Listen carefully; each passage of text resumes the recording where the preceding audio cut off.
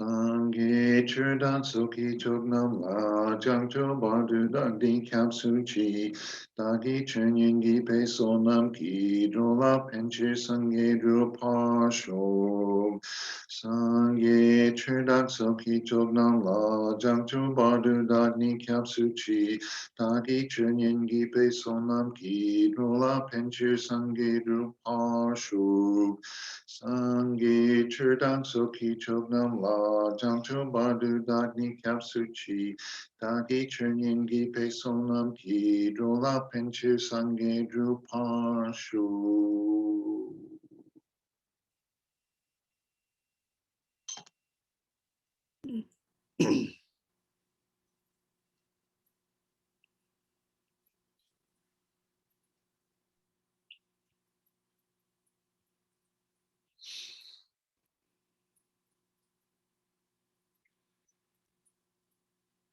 Okay, so let's just do a couple of minutes meditation on the breath to calm and center our mind.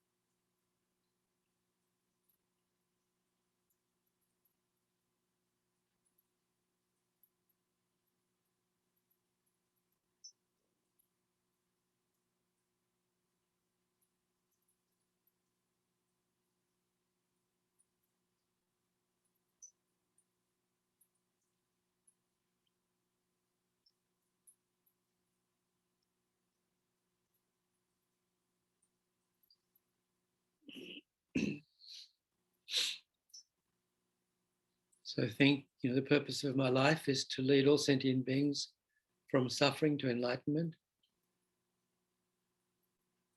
In order to do that, first I have to reach enlightenment myself, and that depends upon completing the path to enlightenment. So my completing the path to enlightenment depends on my studying teachings on the path to enlightenment, thinking about them, meditating on them, and attaining realization of every step.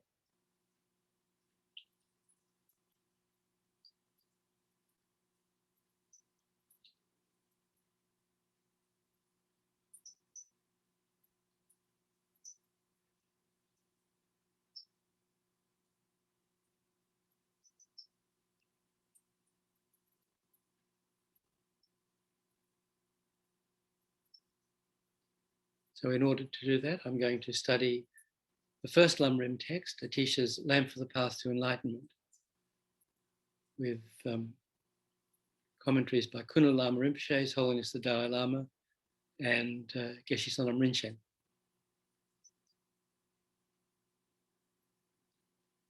And I'm So I'm studying this in order to reach enlightenment for the sake of all sentient beings. So, very strongly generate bodhicitta.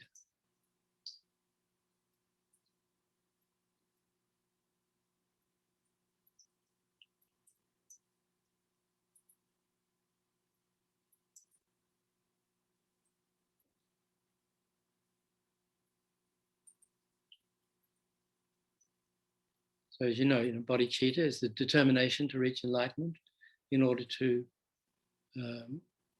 lead all sentient beings to enlightenment.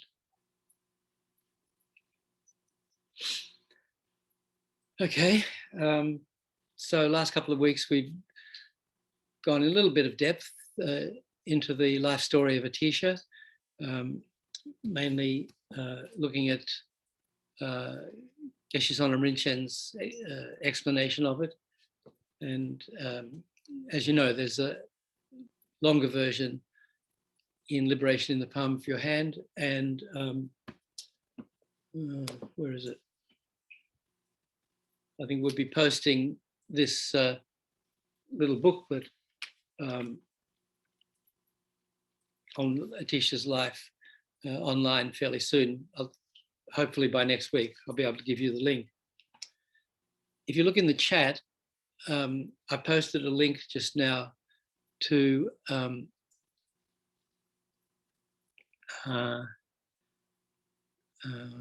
Alex Berzin's explanation of Atisha's time in Indonesia, in Sumatra. So I haven't seen another explanation of exactly where in Sumatra Atisha went. So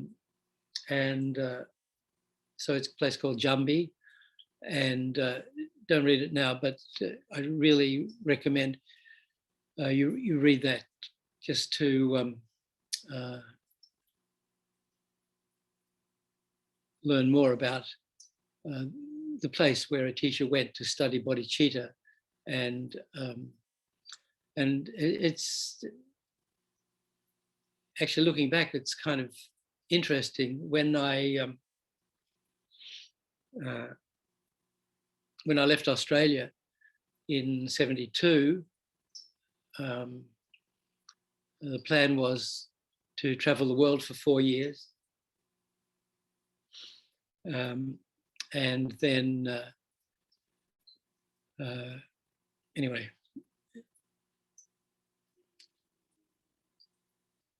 I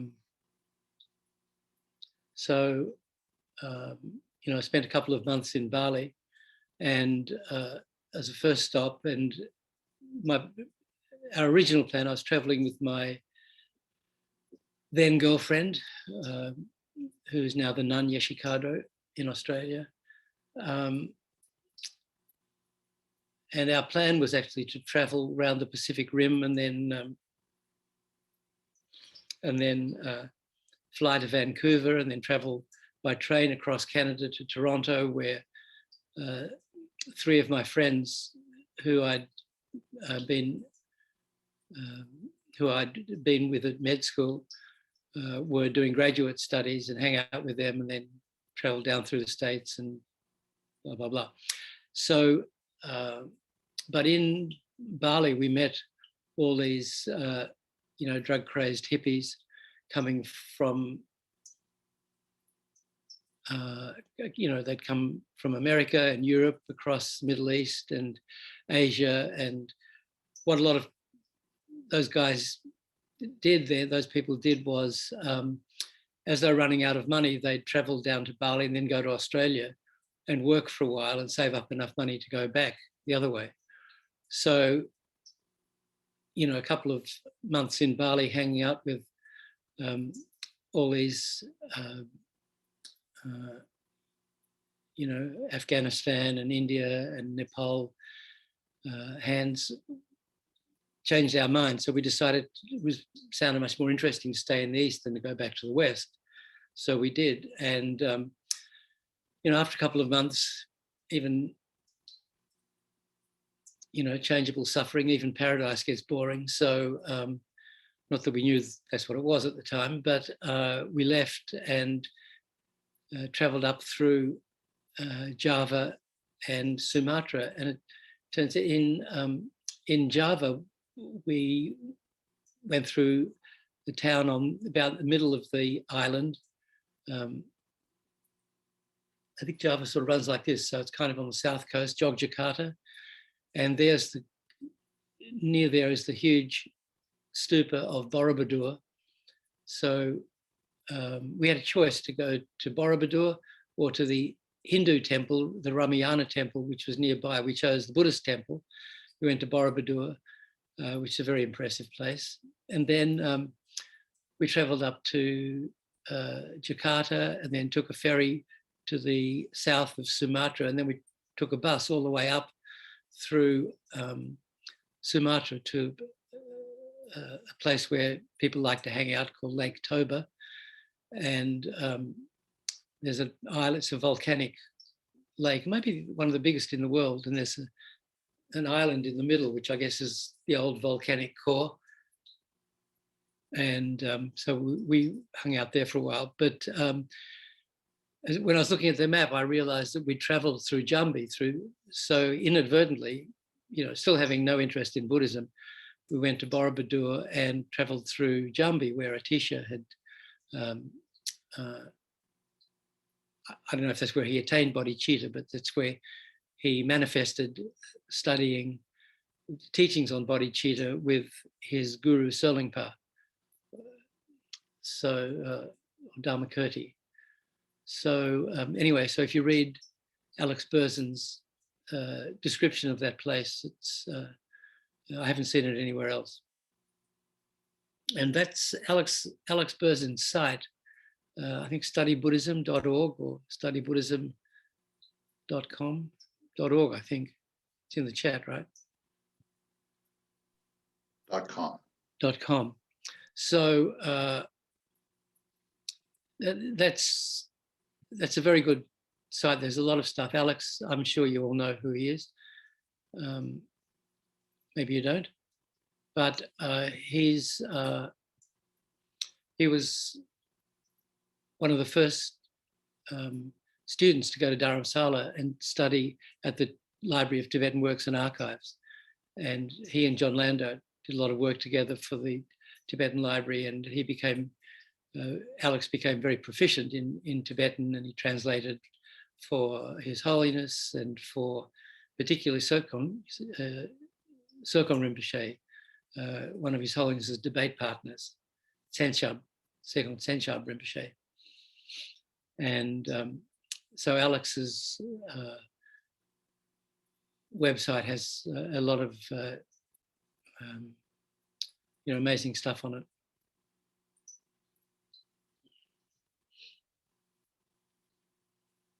Also, he has a huge team of translators.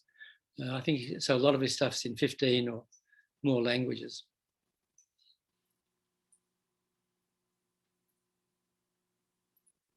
I don't know who knows Therese Miller, who comes to Kurukulla, or was a board member, Kurukulla board member. She does a lot of work with Alex.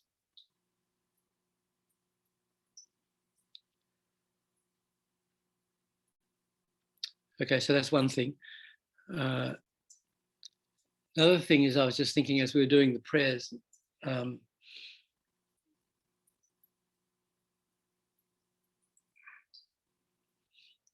the prayers that we do were translated and put into chantable form by David Malk. I don't know if you knew that. David Malk, he was our first translator for Geshe Tsulga back in 93, 94. And so when Geshe Tsulga came up with these prayers that we do, I think they were refined over the following years, but pretty much the basic ones we do were translated and then put into chantable form by David. David Malk, haven't seen him for a while, but he's published a couple of books with Snowline. There was one on the Churd practice, and another one on Padampa Sangye. And we've often mentioned Padampa Sangye. He's the author of this 100 verses of advice that I've said a couple of times would be nice to go through. So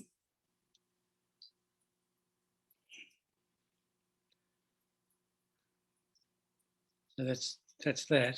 And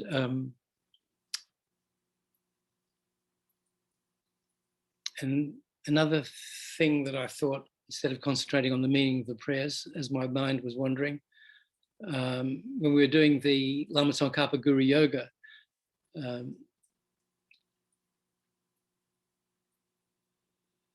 has Geshe-la given a commentary on that?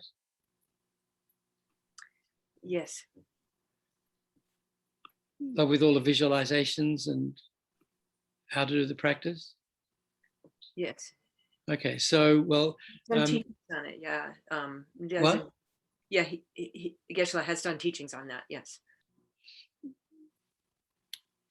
Okay, so I did the retreat in Dharamsala in 76, and I received a very nice commentary on it by Serkon Rinpoche. So maybe another time we can go through that also. I think it'll be different from what Geshe-la taught.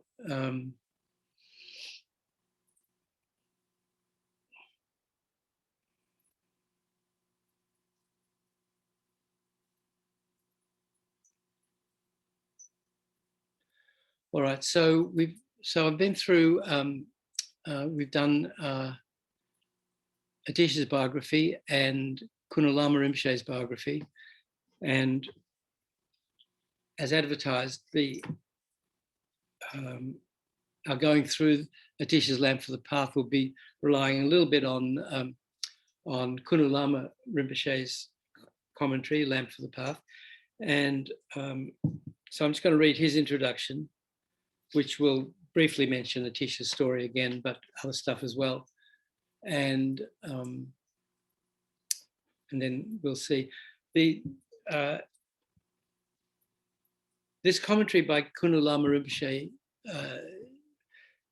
which I was at, it was only about an hour and a half, translated by Lama Zopa Rinpoche. So it's fairly brief. So that's why I've got these other two references by Geshe Sonam Rinchen and His Holiness the Dalai Lama. So we get more of a rounded picture. Some of the verses Khunu Lama deals with very briefly. So Khunu Lama Rinpoche says, before listening to this teaching, first generate bodhicitta, thinking, I want to receive enlightenment for the benefit of all mother sentient beings. In other words, before listening to teachings, it's necessary to think of, to remember all mother sentient beings. So we did that.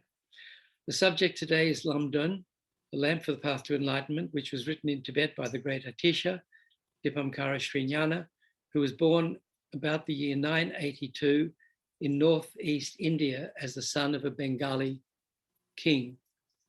So it seems the area where he's born is around where Dhaka is, the capital of Bangladesh now.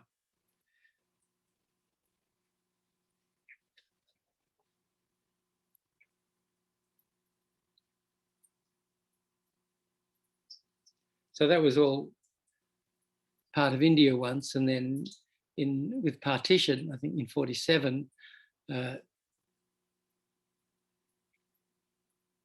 what's now Bangladesh was called East Pakistan. So the Muslims were in India were given a choice to go west to what's now Pakistan, it's called West Pakistan, or east to what was called East Pakistan. Then I don't remember when it became Bangladesh, but not East Pakistan. Anyway, that was where Atisha was born. So Buddha Dharma had already been established in Tibet before Atisha's arrival there, but an evil king called Langdama Udumtsen, who was said to have horns growing from his head,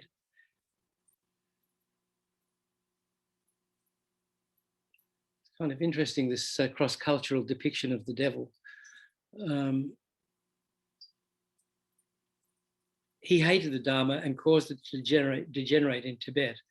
But even though the teachings had been corrupted, they still existed, just not as purely as before. It took about 60 years to restore the teachings to their original purity in what became known as the later spreading of Dharma in Tibet. How that happened was that in Western Tibet, in the kingdom of Guge, there lived a Tibetan king, Lama Yeshe and his nephew Changchub. They decided to invite a learned and realized teacher from the great Indian monastery of Vikramashila to spread Dharma in Tibet. When they investigated to see who was the most learned and realized person there, they discovered that Atisha would be by far the best one to invite. But before Lama Yeshe could request Atisha to come from Vikramashila to Tibet, he needed to find gold to make a proper offering. So he went to a place called Garlog in search of it. However, before he could accomplish his mission, the ruler of Garlog threw him in prison where he died. In that way, Lama Yeshe sacrificed his life to bring Atisha to Tibet. Then his nephew Changchub sent emissaries to India to invite Atisha to Tibet. When he finally met Atisha, he explained how the Dharma had degenerated during Langdama's rule and how correct teachings no longer existed in Tibet, and requested Atisha to give the Tibetan people fundamental teachings on refuge, bodhicitta, and so forth, because they were so ignorant. Therefore, Atisha wrote the precious teaching, A Lamp for the Path to Enlightenment. This text is based on the Prajnaparamita teachings of Shakyamuni Buddha and is the source of not only all the Gelug Lamrim teachings, but also those of other main schools of Tibetan Buddhism, Nyingma, Kagyu, and Sakya, which all practice the graduated path to enlightenment and quote it in their teachings.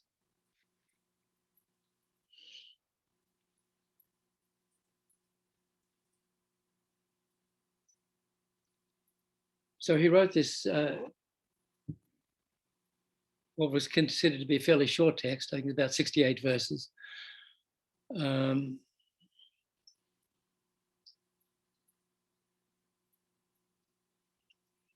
So in those days, it wasn't easy to get published. A lot easier these days. You can self-publish. And anyway, without going into all that, we know what's going on. So, but then most of the things that were published were religious teachings, because there weren't printing presses or anything. So only what was considered most worthwhile got published. And even then, if some scholar or author had written a text, for it to get the seal of approval to be published, it had to be examined by a panel of experts. So the way Lama Zopa Rinpoche has told this story is that, the Tibetan texts are on these loose leaves, and, in Sanskrit, I guess, were the same, though they weren't bound into books. And so there'd be this row of highly qualified scholars, and the first one would read the first page and then pass it on to the next guy, and he'd read it and pass it on down the line. So like that, the text would be read and examined and approved or disapproved.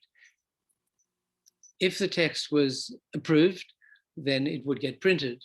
In Tibet, they carved wood blocks, and then they printed from these wood blocks. And if it was disapproved, the text would be tied to the tail of a dog, which would then be chased through the town with people running behind the dog, dragging this text through the dirt, saying, "This is the book written by Nick Ribush," and the failed author would be humiliated in that way. So there was a little disincentive to, spread big lies and stuff like that. So Atisha's text did not meet that fate. In fact, it says, as the pandits were reading Atisha's text, not only did they think it was well written, but they actually some of them deepened their realizations of the Buddha Dharma by reading Atisha's text. So whereas, and I think this has probably happened in his home monastery in Vikramashila, and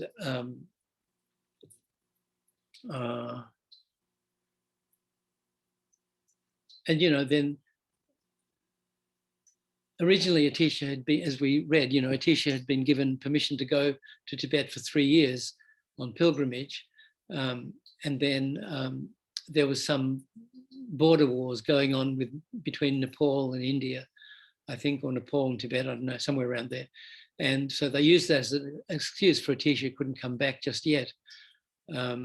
So the abbot of the monastery was a bit cheesed off that Atisha hadn't returned as promised. But then when they read this text, he said that, well, if Atisha hadn't gone to Tibet, this incredible text wouldn't have been written. So I realized it was very worthwhile his going to Tibet, and then he was given the okay to continue to stay in Tibet. And as we know, there's been unbelievable benefit from that. So that was the text. After generating bodhicitta, as above, our main task is to attain enlightenment. Now, even though we might think that life in samsara is pleasant, it's not. There is no true pleasure in samsara. Enlightenment can be attained only through the practice of Dharma. Therefore, we should all practice Dharma. This is Khunu Lama Rinpoche saying. In terms of teachings in general, there are two types, Buddha Dharma and the teachings of the outsiders, which are based on mistaken beliefs, understandings opposite to those of Buddha Dharma. So the footnote here says, in Sanskrit, the term for outsiders is tirtika, or in Tibetan, mutegpa. So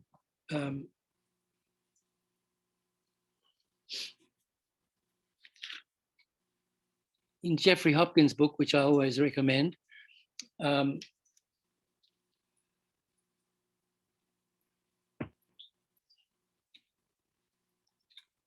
this one has a cover that was chewed by rabbits. So, it's another way to get realizations, eat book covers. I hope they internalized the message. Yeah, they did. I'm not sure how it came out in the end, but so just on outsiders, proponents of outer tenets affirm that the self apprehended by a conscious viewing, proponents of outer tenets affirm that the self apprehended by a consciousness viewing a permanent, partless, independent self is real. Proponents of inner tenets refute such. Those outsiders who accept only objects of direct perception, refusing to accept inference as valid, are proponents of annihilation or nihilism. Outsiders who also accept hidden objects which are revealed by inference and or scripture are proponents of permanence.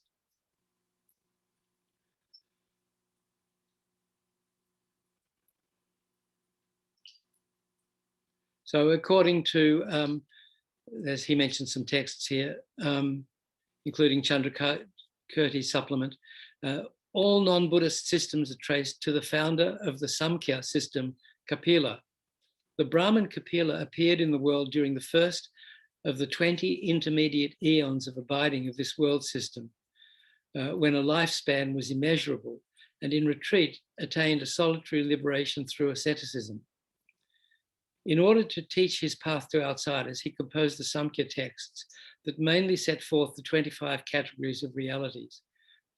The many and various systems of forders, so that forder is how Jeffrey Hopkins translates tirtika or mutegpa. So a forder is, like you ford a river, you I'm not quite sure etymologically how he comes at that. There's and some people disagree with that translation.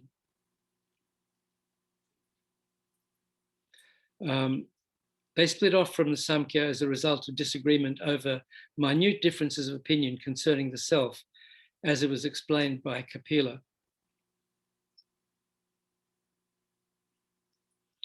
Anyway, there's a whole chapter on non-Buddhist tenets and the systems that were in place before the Buddha attained enlightenment. And these are some of the things that the Buddha studied that made him realize that he wasn't going to understand the way in which things exist through these systems, and so went off to do his own thing.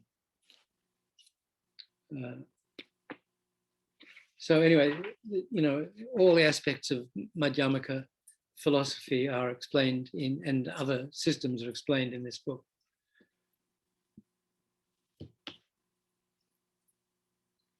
So that was Jeffrey Hopkins' PhD thesis, and then he made it into a book which we published at Wisdom in 1983.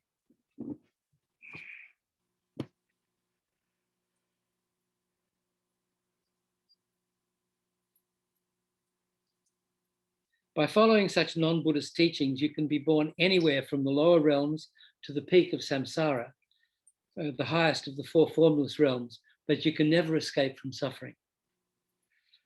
With it, because there's no teaching on emptiness, no correct teaching on emptiness. Within the Buddha Dharma, there are also two divisions, Hinayana and Mahayana. By following the Hinayana teachings, you can escape from samsara, but you cannot attain enlightenment. To attain enlightenment, you have to practice Mahayana teachings. Within the Mahayana there are teachings spoken by the Buddha himself, and those written later by his learned followers, the eminent Indian pandits, including the 6 ornaments and 2 supremes. So these are not the supremes like with Diana Ross. These are different supremes. But originally there were 3 supremes with Diana Ross, and then they became 2 supremes. But these supremes are the Vinaya scholars, Sakyaprabha and Gunaprabha. I see Bob has taken them down from his wall, but so these are the 8 great Indian pandits whose teachings, amongst others, are in the Tengyur. So the 6 ornaments are Nagarjuna, Aryadeva, Asanga. So Nagarjuna, we know Nagarjuna, then his main disciple was Aryadeva. And then that's where the wisdom lineage comes from. And then Asanga and his brother Vasubandhu. So Vasubandhu wrote extensively on the Abhidharma, and his Abhidharma Kosha is one of the important texts that the Geshis study. Asanga was the founder of the method lineage. I mean, it came to him through Maitreya, we know that story. Then there's Dharmakirti and Dignaga, 2 of the great logicians, Dharmakirti and Dignaga. So these are the 8 great pundits. So we have these reproductions of tankas of them in the Gompa, don't we? We still have them at Kurukulla. We have the Lama Tsongkhapa tankas, and we have these 8 They're great in the library right now. Oh, they're in the library now? So yeah.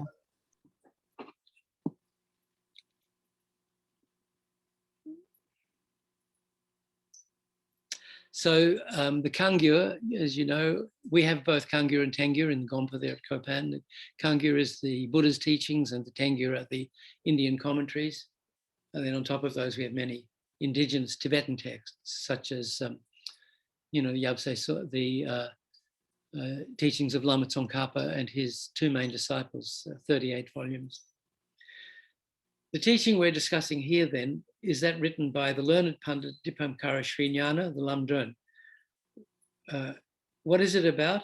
It comes from Maitreya's Ornament for Clear Realization and explains the 3 levels of teaching, the paths of the practitioner of small, medium, and higher capacity. especially the latter.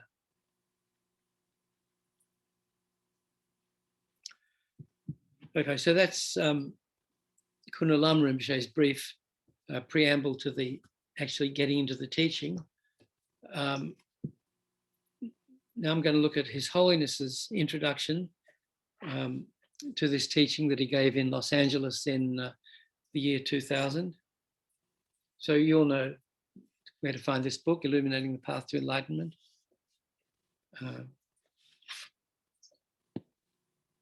I mean, the book is out of print, but it's online at lamayeshi.com.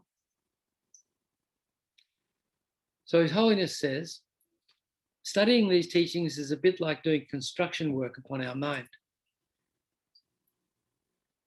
This kind of work is not always easy, but some of its aspects make it less difficult. For example, we don't need money, laborers, technicians, or technology. Everything we require is already there within our mind. Therefore, with the right kind of effort and awareness, mental development can be easy.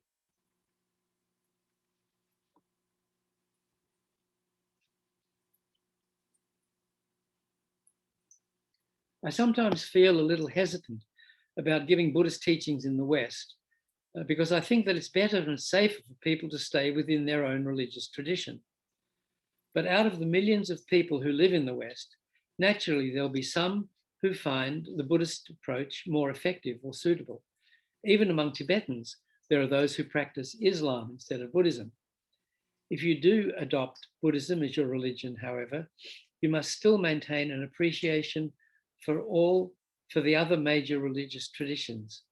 Even if they no longer work for you, millions of other people have received immense benefit from them in the past and continue to do so. Therefore, it's important for you to respect them. So the teachings we're studying here are based on two texts, A Lamp for the Path to Enlightenment by Atisha and Lines of Experience by Lama Tsongkhapa. I'm going to skip the parts on lines of experience. You know, that could be done another time, and just focus on the text that we're supposed to be doing here, which was Atisha's lamp, but His Holiness combined his commentaries. The skillful and compassionate Shakyamuni Buddha taught diverse types of Buddha Dharma within a collection of 84,000 scriptures for the diverse mental dispositions and spiritual inclinations of his listeners. The essence of all these teachings is presented in such excellent treatises as Atisha's Lamp for the Path, which presents the systematic approach of an individual on the path to enlightenment. With this as a basis, Lama Tsongkhapa composed 3 versions of lamrim texts, an extensive version known as the Great Exposition of the Path to Enlightenment. So that's, Lamrim Chenmo, we know that.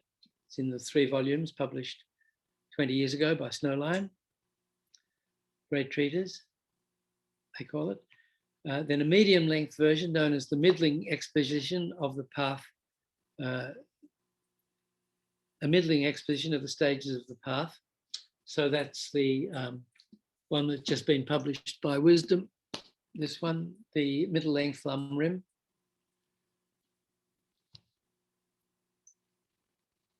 And the text we're studying here, the short exposition of the stages of the path, which is also called Lines of Experience or Songs of Spiritual Experience, or Lama Zopa Rinpoche calls it Hymns of Experience.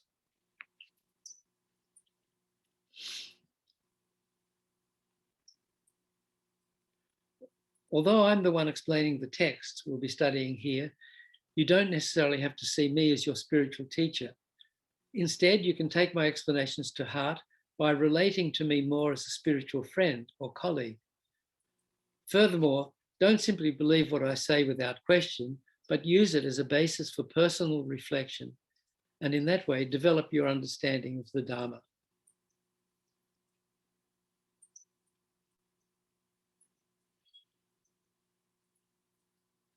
Whenever we engage in teaching, studying, or listening to the Buddha Dharma, it's very important to ensure that we adopt the correct motivation and attitude within our hearts and minds.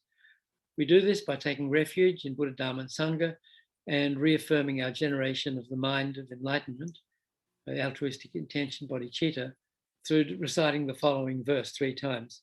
So that's, Sangye Chodang Sogi Sanala, we did that 3 times. I go for refuge until I'm enlightened. It's also tradition at the beginning of a teaching to recite verses making salutations to the Buddha. We did that, such as those that appear in Nagarjuna's text, Fundamental of the Middle Way. At the conclusion of this text, there's a verse that says, I salute the Buddha who revealed the path that pacifies all suffering. The Buddha presented the path that pacifies all suffering in the following way. Since the sufferings we all wish to avoid result from fundamentally mistaken ways of viewing the world, the way we eliminate them is by cultivating a correct understanding of the nature of reality. Therefore, in this verse, Nagarjuna salutes the Buddha for revealing the path that shows us how to cultivate a correct understanding of the nature of reality. I salute the Buddha who revealed the path that pacifies all suffering.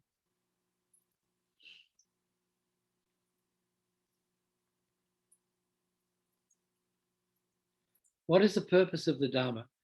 Just like other spiritual traditions, Buddha Dharma is an instrument for training the mind, something we use to try to work out the problems that we all experience, problems that originate mainly at the mental level. Negative emotional forces create mental unrest, such as unhappiness, fear, doubt, frustration, and so forth. These negative mental states then cause us to engage in negative activities, which in turn bring us more problems and more suffering. Practicing Dharma is a way of working out these problems, be they long-term or immediate. In other words, Dharma protects us from unwanted suffering. And so, Lama Zopa Rinpoche always explains the meaning of Dharma. The connotation is that which sustains us or holds us up, keeps us out of suffering. Suffering's down here, and Dharma practice keeps us out of that suffering.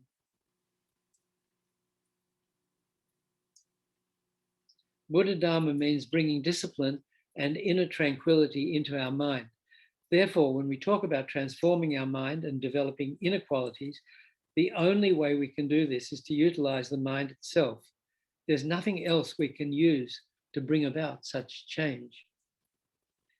Thus, we should realize that much of what we do not desire, unwanted events, unhappiness, and suffering, actually comes about as a result of our mistaken way of viewing the world and our destructive thoughts and emotions. These negative minds create both immediate unhappiness and future suffering as well.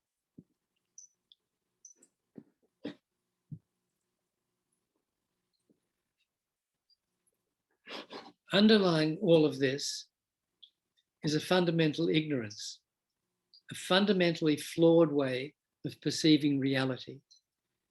In Buddhism, this is called self-grasping, or grasping at self-existence. Since this is the case, the way to eliminate negative aspects of the mind and the suffering they create is to see through the delusion of these mental processes and cultivate their opponents. The wisdom that is correct insight into the ultimate nature of reality. Through cultivating this insight and applying it as an antidote, we'll be able to dispel the suffering and undesirable events in our lives.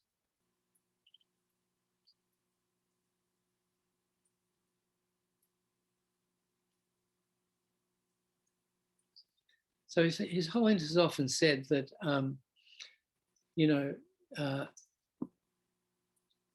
traditionally, Tibetan teachers would not start by talking about ultimate reality. Tibetan teachers teaching Tibetans would not start by teaching, ultimate reality or talking about emptiness.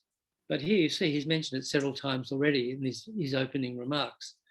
And His Holiness says that this is a very good way of introducing Buddhism to Western people, because emptiness can be proven by logic, whereas conventional reality or karma can't. So therefore, if you want to introduce Buddhism to Westerners, it's good to start by, normally we think, oh, well, you should teach conventional or, relative truth first and then ultimate truth. But His Holiness says for a Western audience, the other way around is better, to teach sort of, in a way, to teach the more profound thing first than the relatively superficial.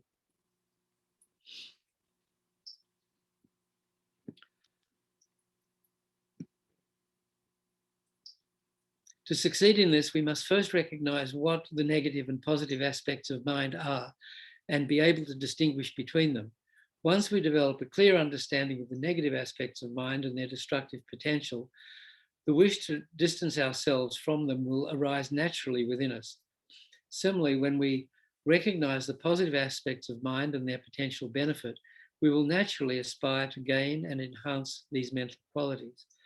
Such transformation of mind cannot be imposed on us from the outside, but happens only on the basis of voluntary acceptance and great enthusiasm, inspired by a clear awareness of the benefits to be gained.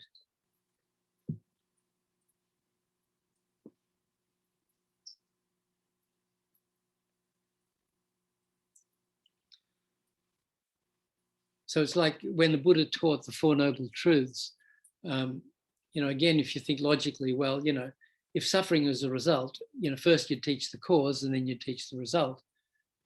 And then if there's freedom from suffering, first you teach the path to freedom and then you teach, the cause of freedom, and then you teach freedom.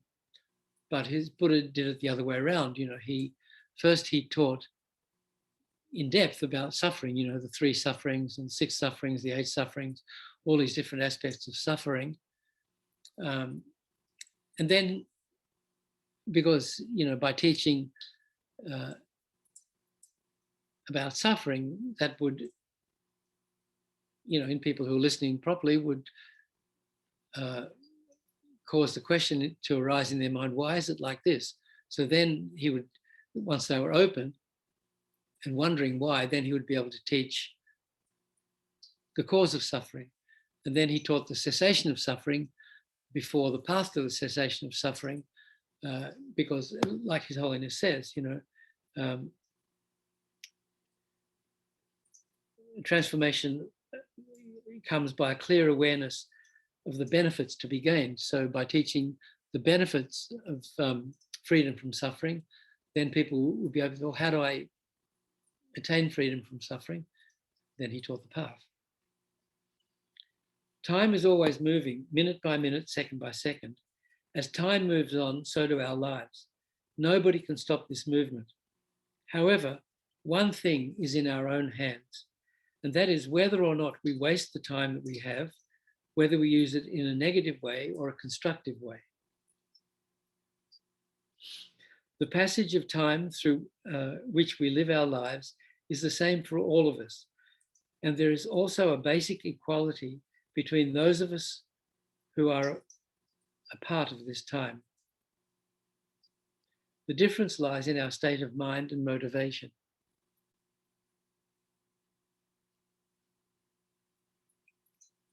Proper motivation does not come about simply by our being aware that one kind of motivation is right and another wrong. Awareness alone does not change motivation, it takes effort. If we make this effort wisely, we will attain a positive, desirable result. But unwise effort is akin to self-torture. Therefore, we need to know how to act.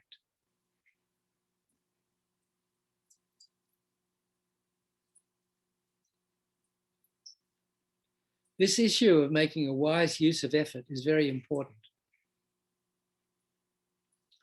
For example, even external development, such as the construction of a building, requires a tremendous amount of diligence and care. You need to take into account its exact location, the suitability of the environment, the climate, and so forth. Having taken all those factors into account, you can then build a reliable and appropriate structure.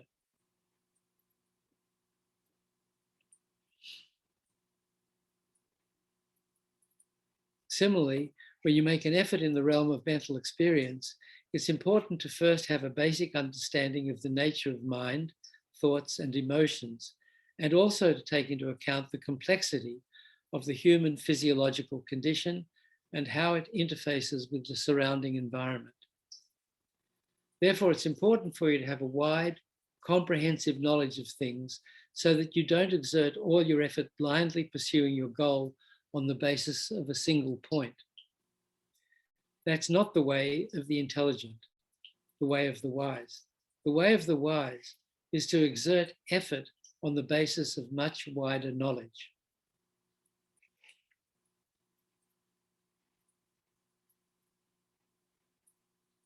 So that'll be one of the reasons why Jeffrey would spend quite a bit of time talking about in detail about non-Buddhist systems, just so that we have a very wide knowledge of the way the human mind works. In the Tibetan tradition, there are more than 100 volumes of Kangyo, the sutras attributed to the Buddha himself, and more than 200 volumes of Tengyo, the collections of authoritative commentaries written by such Indian masters as Nagarjuna and Asanga. If you were to distill the meaning of all these sutras and their commentaries and incorporate them into your practice, you would make tremendous strides in terms of realization and spiritual progress. But if you treat all this great literature simply as an object of veneration and seek instead some smaller text on which to base your practice, then although you will receive some benefit, your spiritual progress will not be that great.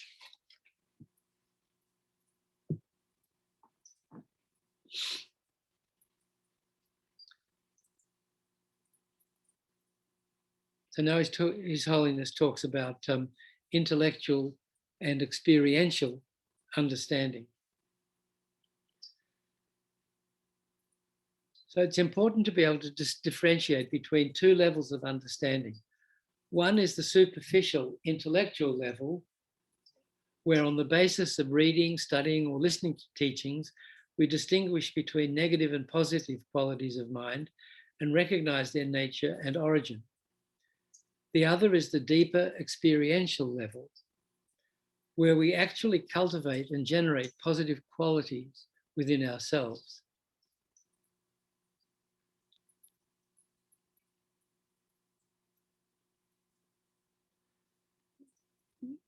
So I'm not sure, anyway, we'll see, but so we're talking about the three levels of wisdom that we often mention here: the wisdom of hearing, the wisdom of contemplation, and the wisdom of meditation.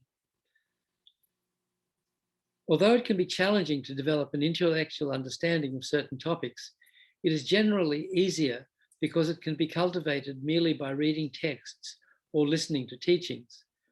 Experiential understanding is far more difficult to develop since it comes about only as a result of sustained practice. At the experiential level, your understanding is also accompanied by a strong component of feeling. Your understanding is essentially a felt experience.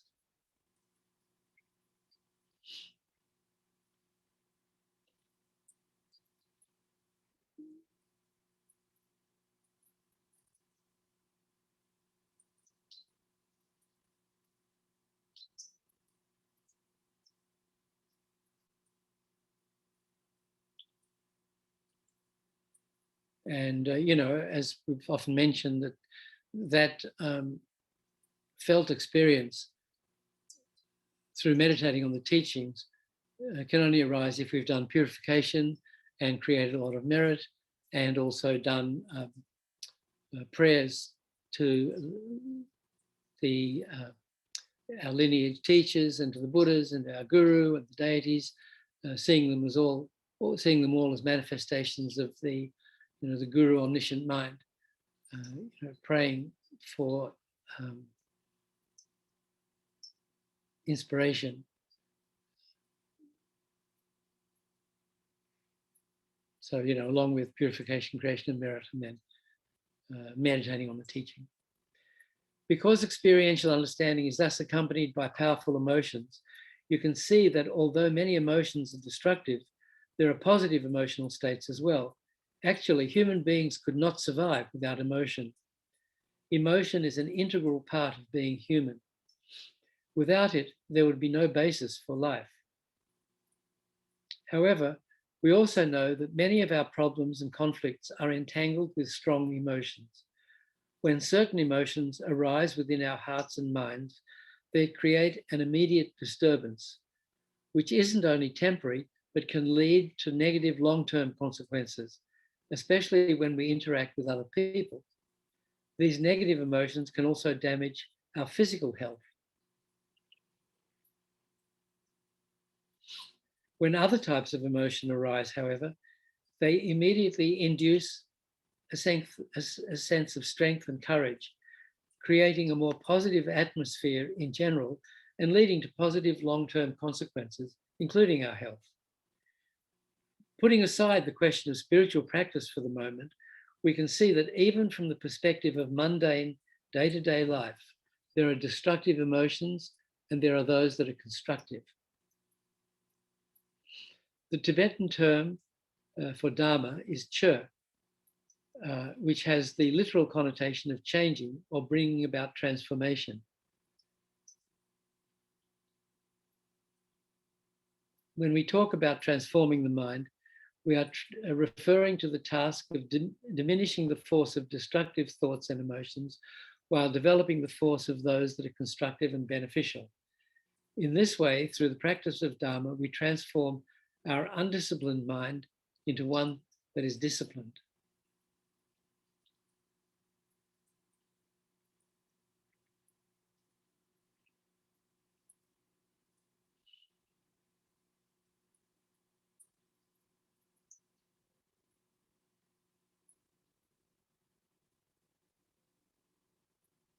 So one way we do that is just through understanding karma. The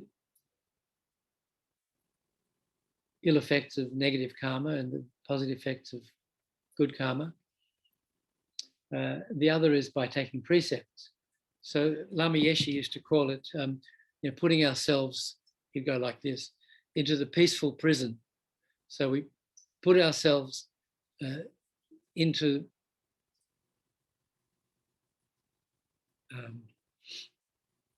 being confined. We confine our mind within the boundaries of the precepts that we take. And although it looks like we're limiting ourselves by making a vow not to do this, not to do that, not to do the other, actually what we're doing really is freeing ourselves, because we make a decision that for the rest of my life, I'm not going to do this. So then the thing, will I do this or won't I do that, should never arise, because we've already made the decision. I'm not that kind of person. I'm not going to do that. The more precepts we take, the more we free ourselves from that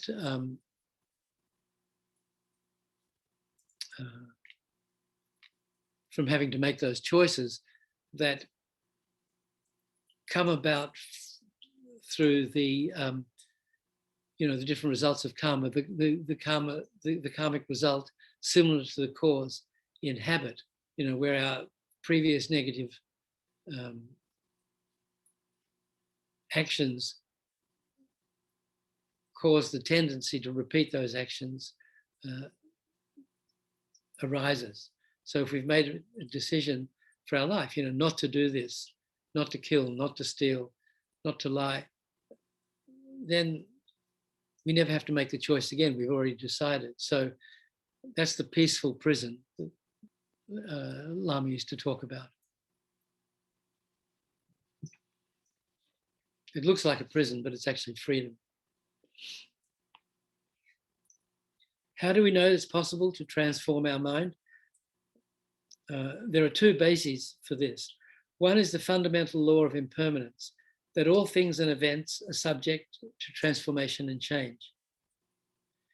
If we examine this more deeply, we'll realize that at every instant, everything that exists is going through a process of change.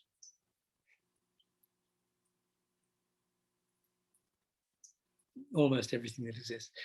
Even though, for example, we speak of yesterday's person as existing unchanged today, we are all aware at a gross experiential level of the laws of impermanence, that, for instance, even the earth on which we live will one day come to an end.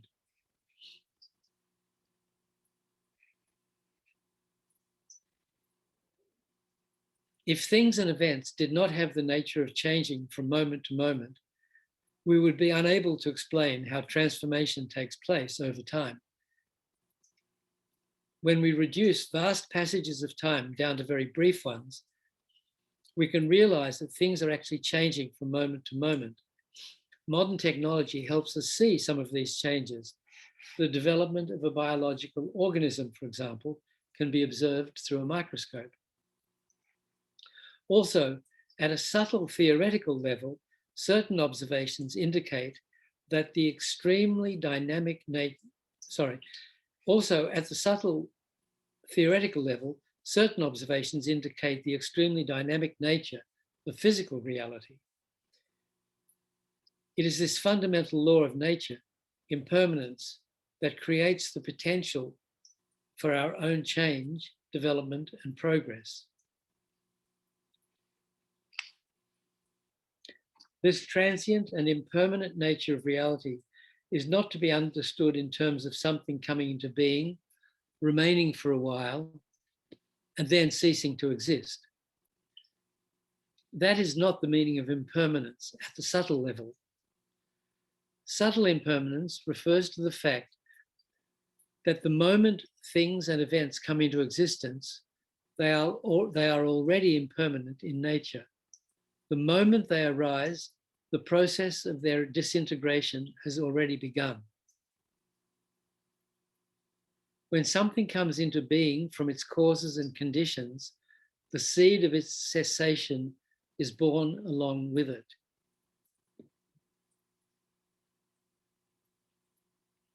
It is not that something comes into being and then a third factor or condition causes its disintegration. That is not how to understand impermanence. Impermanence means that as soon as something comes into being, it has already started to decay. If you limit your understanding of impermanence to something's continuum, you will comprehend only gross impermanence. You will feel that when certain causes and conditions give rise to something, it remains unchanged as long as the factors that sustain its existence remain unchanged, and begins to disintegrate only when it encounters adverse circumstances. This is gross impermanence. If, however, you deepen your understanding of impermanence by approaching it at the subtle level, the moment-to-moment change undergone by all phenomena, you will realize how as soon as something comes into being, its cessation has also begun. At first, you might feel that coming into being and coming to cessation are contradictory processes. But when you deepen your understanding of impermanence, you will realize that coming into being, birth, and cessation, death, are in a sense simultaneous.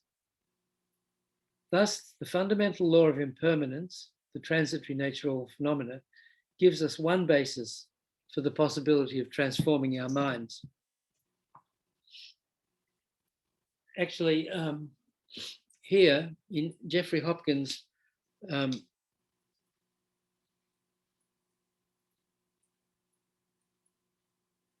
where is it?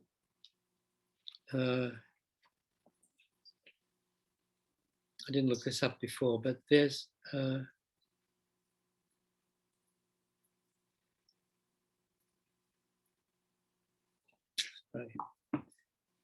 there's a chapter there's a chapter called The Selfless.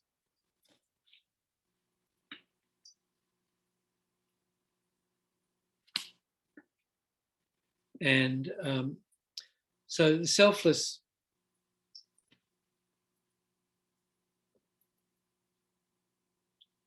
so he said, traditionally a master begins a student's instruction with a presentation of the Buddhist world. So he starts with the selfless as a basis and divides the selfless into the existent and the non-existent. So then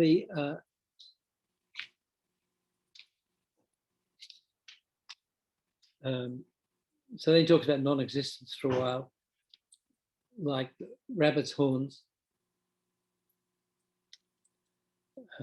It's said that the horns of a rabbit do not inherently exist. But actually, if you look online, you can see memes of rabbits with horns. So, but this was then. Then existence, things that exist, are divided into permanent phenomena and things. So His Holiness says all things are impermanent and stuff, but that's just speaking loosely. There are permanent phenomena. And so there are two types of permanent phenomena. Jeffrey explains, the occasional permanent and the non-occasional permanent. Anyway, I'm not going to go into that now, but the permanent phenomena are divided into space, analytical cessation, non-analytical cessation, and suchness. So then it talks about those, and then things are divided into form, consciousness, and non-associated compositional factors. So then form is divided. So this is really incredible analysis of everything that exists. And it's all categorized and divided and easy to understand. So, I think this is a really important chapter, selfless. And so if you haven't read it, I highly recommend it. Just to, a very clear explanation of everything that exists.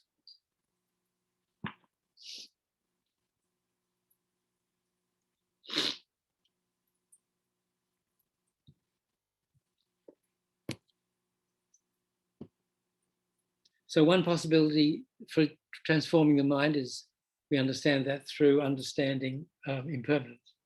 The second premise for the possibility of transforming our minds is again one that we can perceive in the reality of the external physical world, where we see that certain things are in conflict with others. We can call this the law of contradiction.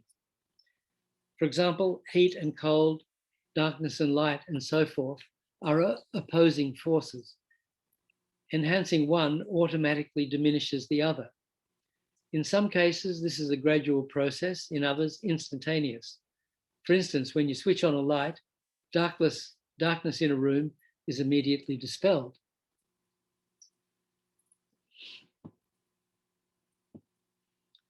If you look at the mental world of thoughts and emotions in the same way, you will again find many opposing forces, such that when you encourage and develop certain types of emotions, those that contradict them automatically diminish in intensity. This natural fact of our consciousness, where opposite forces contradict one another, provides another premise for the possibility of change and transformation.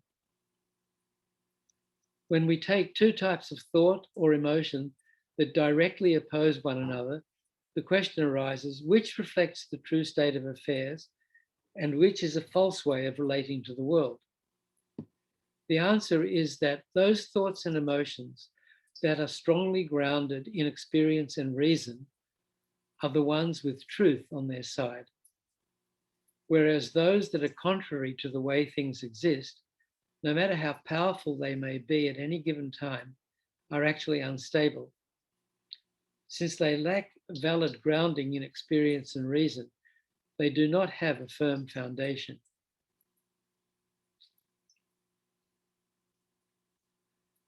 Also, if we take two kinds of emotion that directly oppose one another and examine them to see what distinguishes one from the other, from another.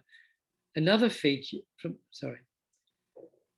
Also, if we take two kinds of emotions that directly oppose one another, I think that should be one another, and examine them to see what distinguishes one from the other, another feature we notice is that they differ in their long-term effects.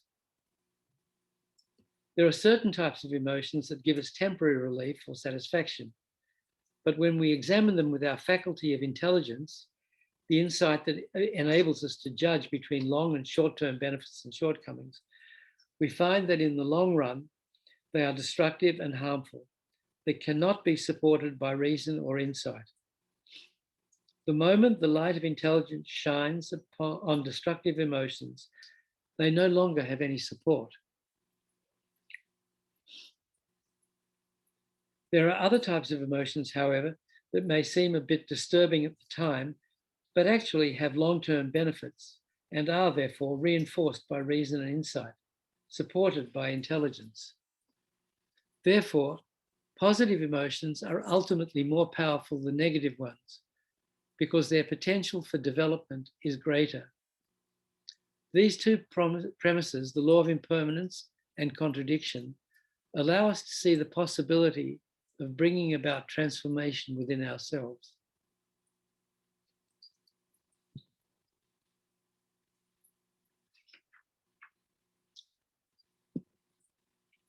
So, this is kind of profound stuff.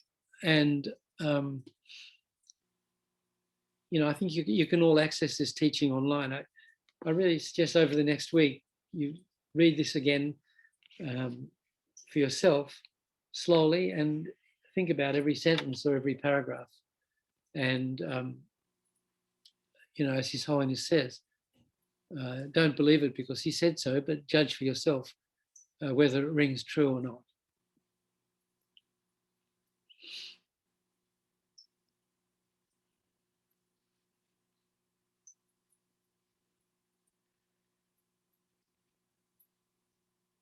All this suggests, so investigating the nature of reality, all this suggests the importance of having a deeper knowledge of the nature of the mind and its various aspects and functions in general, and the nature and complexity of emotion in particular.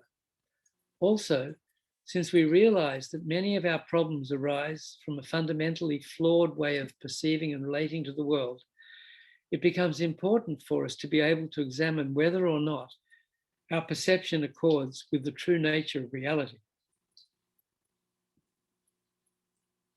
Understanding the true nature of reality is crucial, as it is our perception of reality that lies at the heart of how we relate to the world. However, reality here means not just the immediate facts of our experience and environment,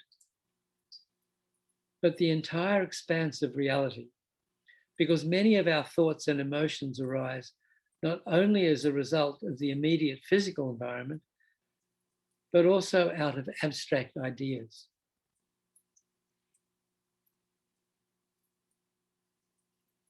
Therefore, in the Buddha's teaching, we find a great deal of discussion on the nature of reality in terms of the 18 constituents, the 12 sources, the 5 aggregates, and so forth, and how it relates to the practitioner's quest for enlightenment. So here, I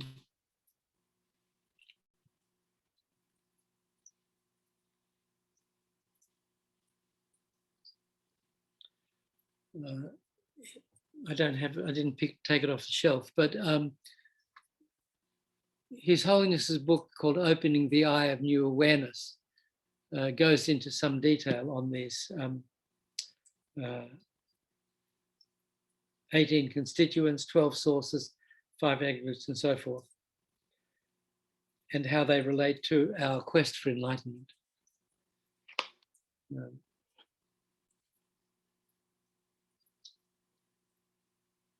If the Buddhist path were simply a matter of faith and cultivating deep devotion to the Buddha, there would have been no need for him to explain the nature of reality in such technical, and complex terms.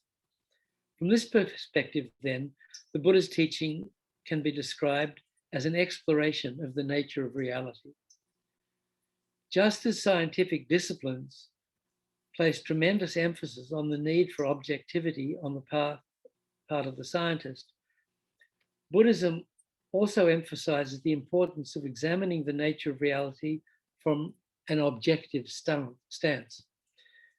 You cannot maintain a point of view simply because you like it or because it accords with your preset metaphysical or emotional prejudices. If your view of reality is based simply on fantasy or conjecture, there'll be no possibility of your being able to cultivate that view to an infinite level.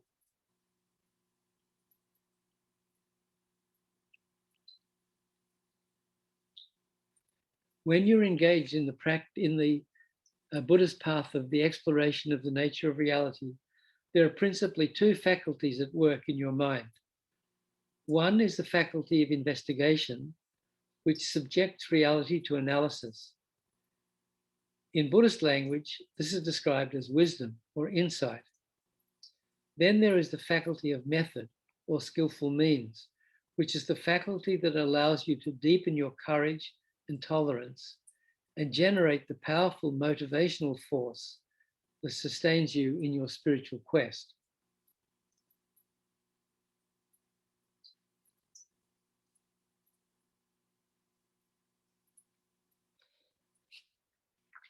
So someone asked a question, Your Holiness, you said that all phenomena are subject to impermanence. Is the pure, unobstructed nature of mind also subject to impermanence? Does this nature of mind have a birth and a death? And His Holiness replied, when we speak about the nature of mind in a Buddhist context, we have to understand that it can be understood on two different levels.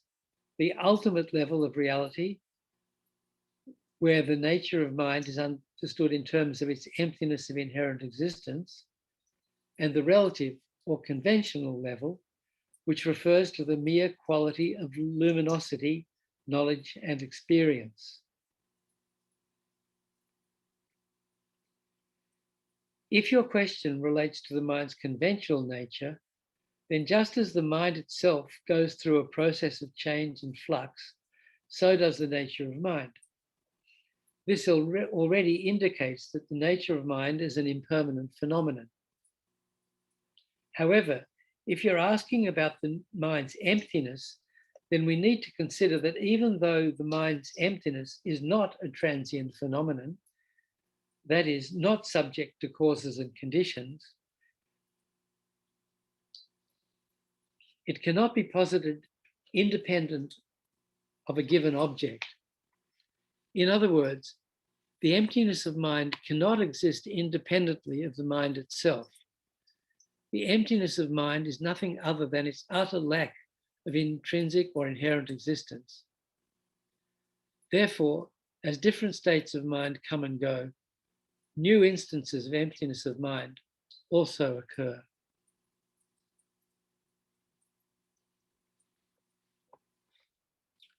So that's His Holiness's general introduction to the study of Atisha's Lamp for the Path to Enlightenment.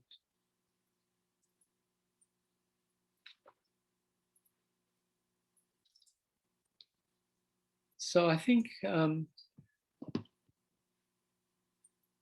that's enough heavy stuff for today. Really, please find that chapter and read it again for yourself and think about it.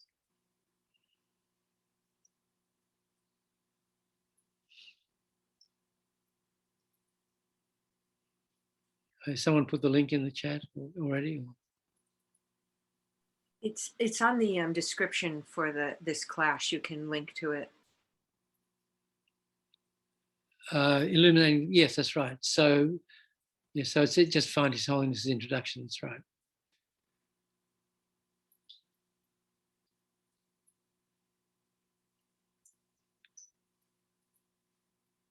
so someone asked, so the book is this book that I'm referring to. I forgot to look it up, but I think there's 18 constituents and 12 sources and so forth found in here as well, as His Holiness's book. Anyway, this is published by Wisdom Publications, Meditation on Emptiness, Jeffrey Hopkins. Available where all books on emptiness are sold.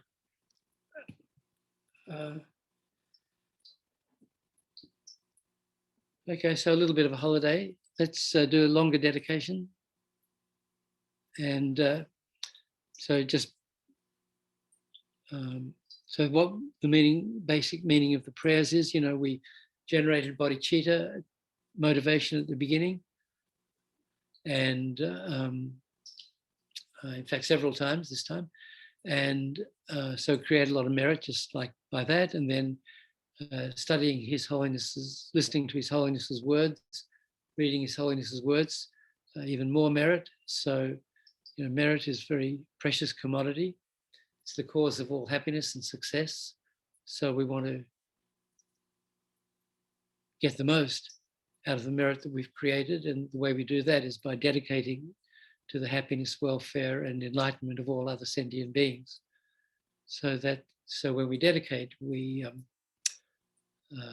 dedicate this merit to the long, healthy life of our teachers till the end of samsara, the infinite spread of Buddha Dharma throughout infinite space in all directions, and the quick enlightenment of all sentient beings. So that's the essence of the prayers, which we're about to recite.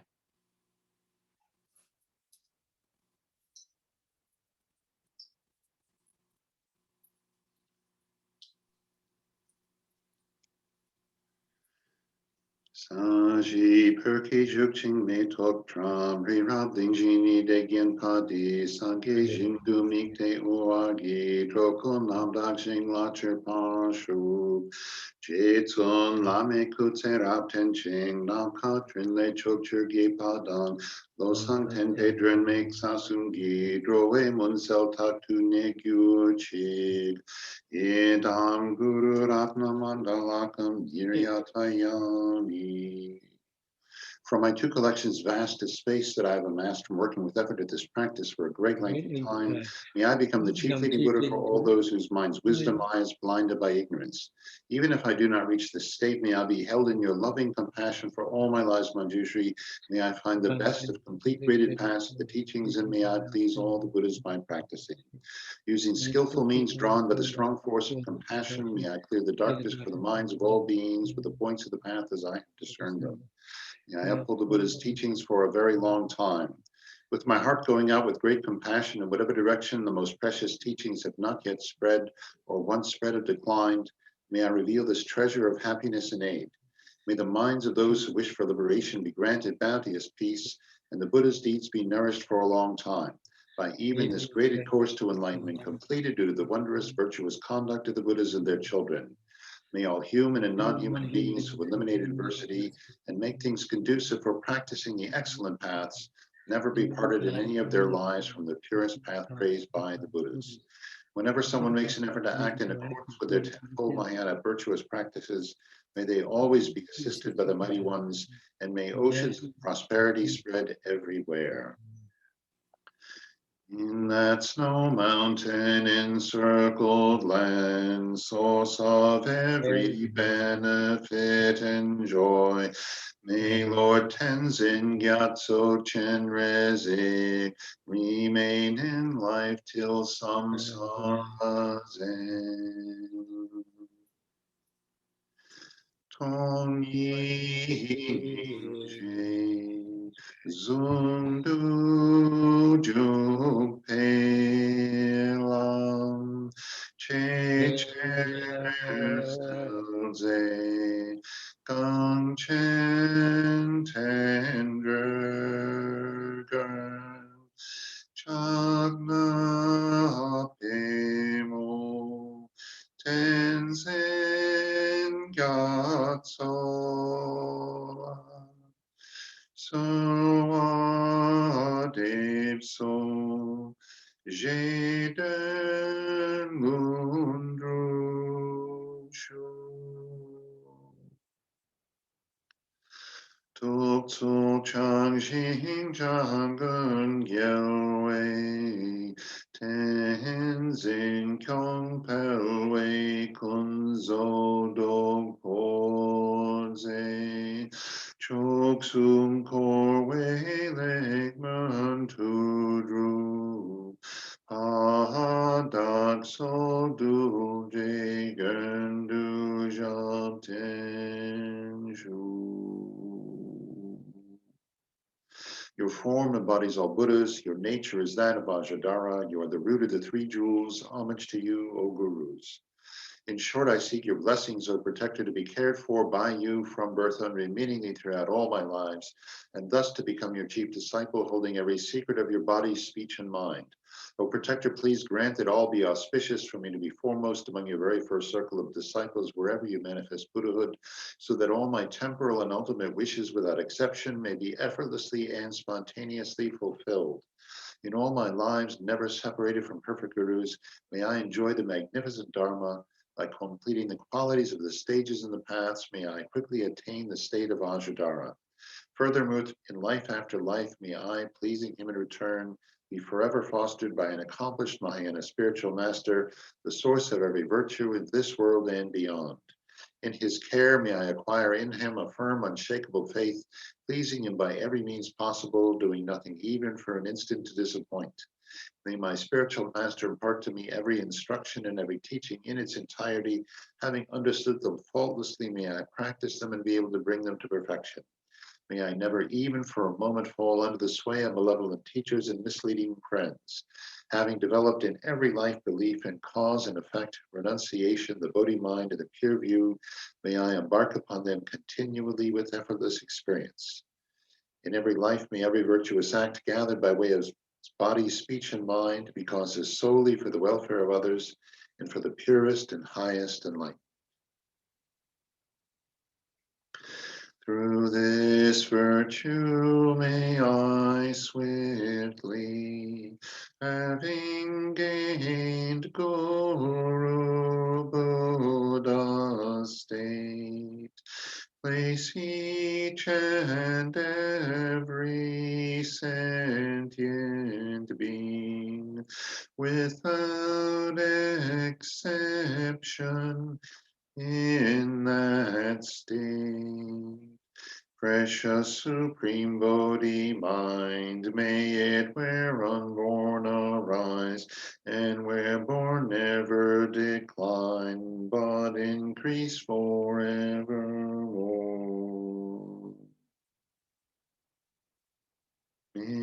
Mate say we ter chen chen rezi, dream kien pei wang po jam pel yang, gong chen ke pei tsu gen song ka lo sang ra pei Jabla Sola De.